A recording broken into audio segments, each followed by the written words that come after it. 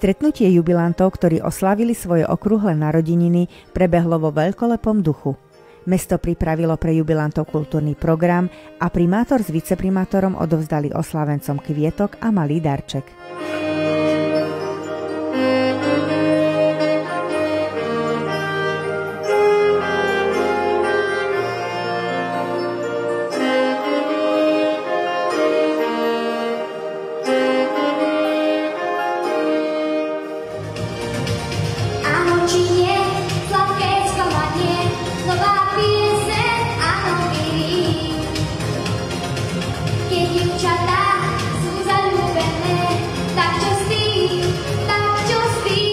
Dnešný deň je to nádherná účasť našich jubilantov. Čo na to vravíte? Vždy je to špeciálna atmosféra, veľmi prajná a veľmi dobrá a treba povedať, že naozaj títo seniori si tú úctu a hlavne, že si ich niekto všimne, je to pre nich nesmierne dôležité.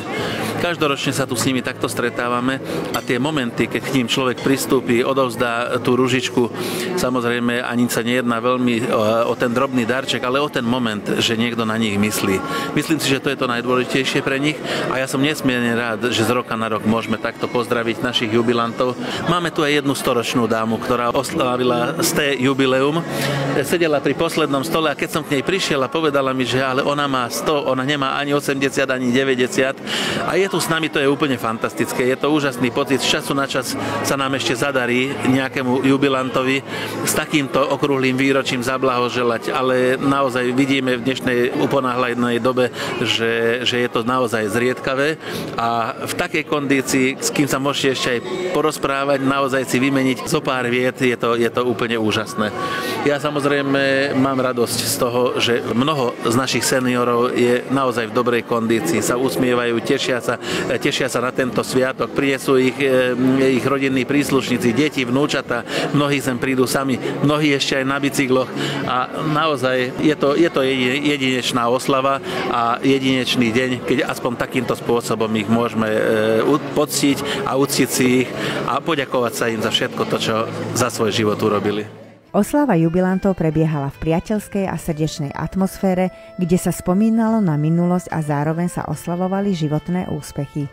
Medzi oslavujúcimi bola aj storočná jubilantka, ktorá je symbolom sily a dlhovekosti. Dosiahnuť 100 rokov je úctihodné a práve ona predstavuje živý dôkaz, že každý rok života stojí za oslavu. Rodina a priatelia sa zišli, aby s ňou prežívali tieto nádherné chvíle plné radosti a vďaky. Dobrý deň, my sme sa dozvedeli, že vy máte nádherných 100 rokov. Mám aj ešte 6 mesiacej k tomu.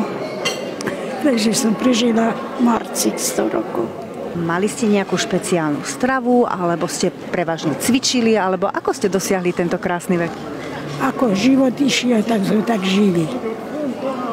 Ja som žila na cudzích rukách, lebo som pracovala v domácnostiach od 14 rokov. Koľkých detí pochádzate? Z 5. Ja som robila všetko. Ja som bola služka, ja som bola kuchárka, ja som bola všetko. A teraz tešíte sa vnúčatám? Teším, lebo sú zlaté a poslušné. Vy ste tu dnes ako doprovod tejto pani, ktorá dovršila 100 rokov? Áno, prišla som ja aj s maminou, aj s krsnou. A ako prebiehali prípravy v dnešný deň?